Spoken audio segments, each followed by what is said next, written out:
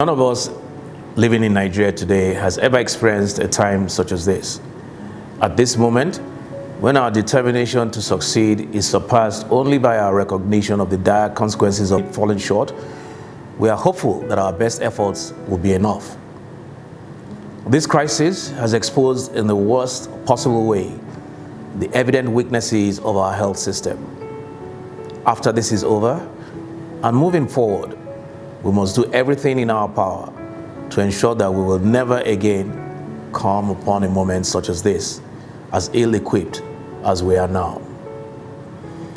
The House of Representatives commends His Excellency President Muhammadu Buhari, GCFR, for the ongoing efforts of the federal government of Nigeria to manage this outbreak in Nigeria and alleviate the adverse economic and social impact on all our citizens.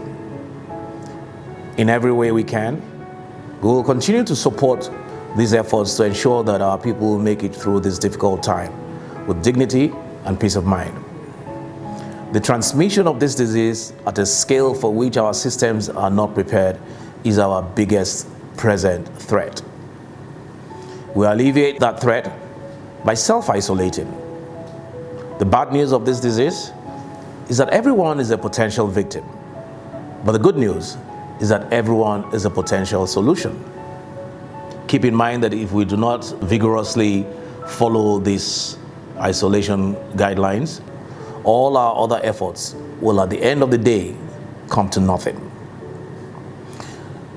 Let this be for all of us a time for introspection and prayer, a time to commune with God. Let us spend time with our children, study, write, meditate, and exercise. Do whatever you must do to get through this period, but do it at home. A lot of the responsibility for managing this outbreak, caring for those who become ill, and catering to at-risk populations will fall on the state governments. I applaud those state governors who have risen to the challenge of the times with innovation and steady leadership. I encourage them to remain steadfast.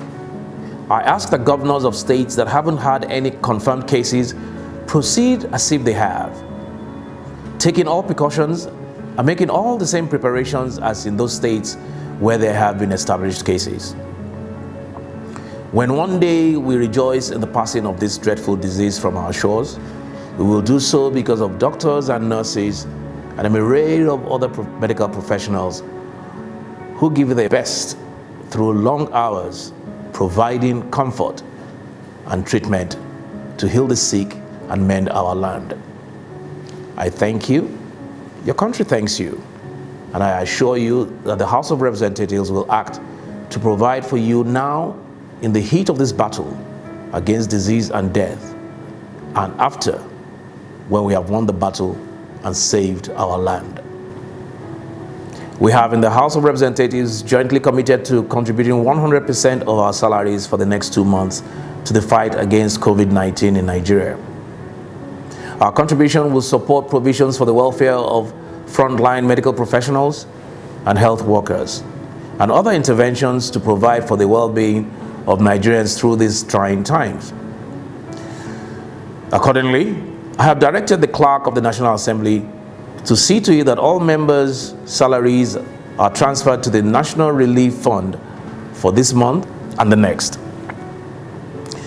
This is independent of ongoing individual efforts by members to alleviate the suffering brought on by this virus and to improve the living conditions of citizens in their various constituencies.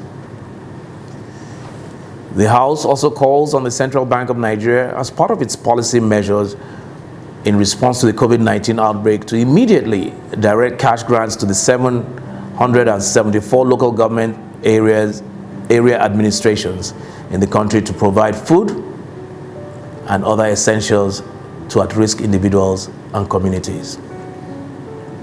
Let me at this time express the sincere appreciation of the House to all the individuals and organizations who have stepped up to support federal and state government efforts to manage the present crisis. Where some have made financial commitments to support large-scale testing, provide emergency care, fund cash and food grants to at-risk populations. Others have set up health facilities to support government efforts. We are grateful to all of these noble acts of humanity and patriotism. The House of Representatives will exercise our oversight authority to ensure faithful administration of all emergency funds and contributions so that they serve the purpose for which they were intended. We have already mandated the Committees on Health and Disaster Preparedness to diligently oversee the distribution of items donated by local and foreign donors to ensure proper management. Ladies and gentlemen, we are at war, and our mission is first to survive and then to overcome. These objectives require that we act in unison and remain laser focused on the challenge at hand. I ask all of you to continue to take care of yourselves. Follow the guidelines of the National Center for Disease Control. Do not disseminate information of uncertain provenance. Do not panic, but make sure that those around you understand the risks of this disease and the challenges we face and must overcome together.